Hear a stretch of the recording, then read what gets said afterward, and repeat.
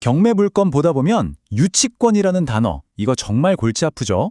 사실 한국 부동산 경매에서 가장 피하고 싶은 것 중 하나일 거예요.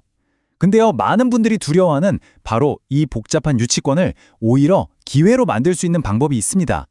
오늘 그 핵심 원리를 아주 시원하게 한번 파헤쳐 보겠습니다. 자, 한번 상상해 보세요. 괜찮은 경매 물건을 찾았는데 딱 유치권 신고 있음 이 문구가 보이는 거예요. 그럼 대부분 어떡할까요? 그렇죠. 그냥 바로 창을 달아버리죠. 아, 이건 폭탄이다. 이렇게 생각하거든요. 그런데 말이죠. 과연 유치권이 정말 피하기만 해야 하는 그런 폭탄일까요? 그래서 오늘은요, 이 6단계로 한번 차근차근 짚어볼 겁니다. 먼저 유치권이 왜 함정인지 알아보고 이 판을 완전히 뒤집을 수 있는 핵심 원칙을 살펴볼 거예요. 그리고 나서 토지 매수자와 건물 매수자, 각각의 입장에서 이게 어떻게 기회와 위기가 되는지 보고 마지막으로 승리하는 전략이랑 필수 체크리스트까지 완벽하게 정리해 드릴게요. 자, 그럼 첫 번째 이야기부터 시작해 볼까요? 도대체 이 유치권이라는 게 뭐길래 다들 이렇게 무서워하고 경매 시장에서 기피 대상 1호가 됐을까요? 그 이유부터 간단하게 짚고 넘어갈게요. 네, 그러니까 이 유치권이라는 건 아주 간단히 말해서 이런 거예요. 나 이 건물 지으면서 돈 못 받았으니까 그 돈 다 줄 때까지는 이 건물 못 줘. 이렇게 버티는 거죠. 아주 강력한 권리 주장이에요. 그러니까 이걸 보는 순간 이거 잘못 건드리면 복잡한 빚 문제, 긴 법정 싸움까지 가겠구나 싶은 거죠. 시간, 돈, 둘 다 날릴 수 있는 엄청난 리스크로 보이는 겁니다. 하지만 바로 여기에 반전이 있습니다. 이 모든 상황을 정말 180도 완전히 뒤집어 버릴 수 있는 게임 체인저 같은 핵심 원칙이 하나 있거든요. 딱 이 원칙 하나만 제대로 이해하면요, 남들이 전부 도망가는 그 물건이 나에게는 엄청난 기회가 될 수 있습니다. 우선 유치권이 뭔지 다시 한번 정리해 볼게요. 아까 말씀드린 것처럼 공사업체가 공사비를 못 받았을 때요, 그 건물을 딱 점유하고 돈 주기 전까진 절대 못 나가 하고 버틸 수 있는 권리예요. 돈을 받아내기 위한 아주 강력한 압박 수단이죠. 그리고 유치권보다 어쩌면 훨씬 더 중요한 개념이 나옵니다. 바로 법정 지상권이에요. 이건 유치권보다 한 차원 더 근본적인 권리라고 생각하시면 돼요. 뭐냐면 이 건물이 애초에 이 땅 위에 있어도 되는 존재인가를 결정하는 권리거든요. 만약에 이 권리가 없다? 그럼 그 건물은 그냥 불법 건축물이 되는 겁니다. 자, 그리고 바로 이게 바로 오늘의 모든 퍼즐을 푸는 마스터키입니다. 1989년에 나온 대법원 판결인데요. 이 판결의 핵심이 뭐냐면 이겁니다. 만약 건물이 땅 위에 있을 법적인 권리, 즉 법정지상권이 없어서 그 건물이 서 있는 것 자체가 토지 주인한테 불법이라면 그 건물에 걸려있는 유치권은 토지 주인한테는 아무런 힘도 못 쓴다라는 거죠. 정말 중요하죠? 바로 이겁니다. 권리에도 서열이 있다는 거죠.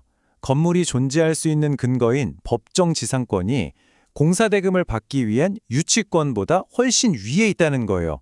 논리가 아주 간단하고 명쾌하죠. 애초에 그 땅 위에 설 자격도 없는 건물인데 거기에 붙어있는 권리가 무슨 힘이 있겠어요?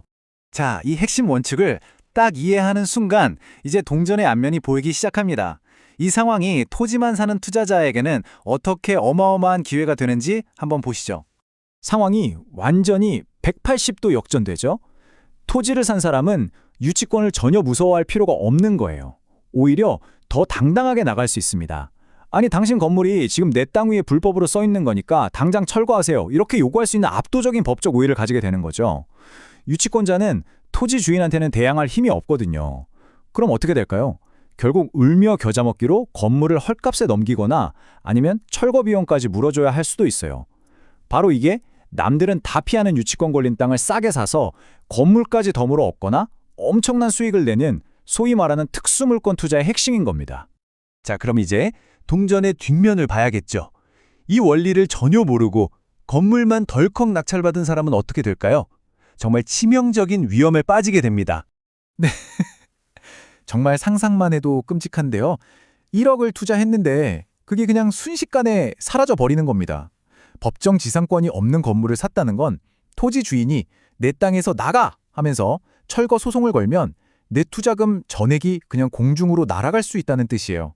아무리 유치권 문제를 힘들게 해결해도 건물이 사라져버리면 아무 소용이 없잖아요. 이 표를 보시면 토지를 산 사람과 건물을 산 사람의 운명이 얼마나 극명하게 갈리는지 한눈에 보이죠. 한쪽은 법을 무기 삼아 큰 수익을 노릴 수 있는데 다른 한쪽은 내 재산이 언제 철거될지 모르는 정말 시한부 자산을 들고 있는 셈이에요. 이 리스크와 기회의 역학관계, 이걸 반드시 기억하셔야 합니다. 자, 그럼 이제 위험이 뭔지 확실히 알았으니까요. 이걸 넘어서서 이렇게 복잡한 경매에서 어떻게 하면 이길 수 있는지 구체적인 승리 전략을 한번 짜보겠습니다. 승리 전략은 딱 3단계로 정리할 수 있어요.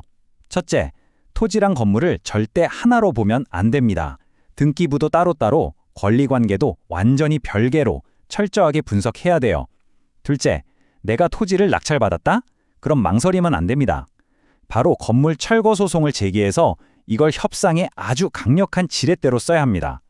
그리고 마지막 셋째, 이건 현실적인 부분인데요. 이게 하루아침에 끝나는 싸움이 아니에요. 시간도 돈도 꽤 듭니다. 최소 1년 이상 걸릴 수 있고 소송 비용도 500만 원 이상 들 수 있으니 이걸 감당할 수 있는 자금력 꼭 준비해둬야 합니다. 자, 이제 거의 다 왔습니다.